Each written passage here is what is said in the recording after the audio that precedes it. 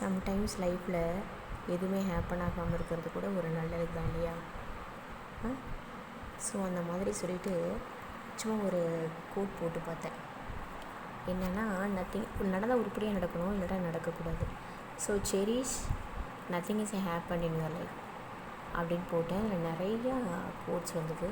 இதில் இந்த ஒரு பர்டிகுலர் கோட்டு பைலோ கொய்யாலோ இவர் எழுதின கோட்டு. இந்த ஆத்தர் பார்த்தீங்கன்னா, இவர் பிரேசிலியன் லிரிசிஸ்ட்னு சொல்லியிருந்தாங்க, பைலோ கொய்யாலோ. ஸோ இவர் நேம் அந்த தாண்டவம் படத்தில் கூட ஹீரோயினோட தங்கச்சி சொல்லுவாள்.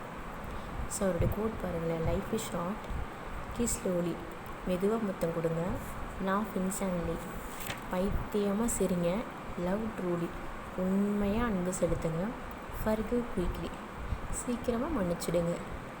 இப்படி பண்ணணும் அப்படிங்கிற மாதிரி இருந்ததுன்னா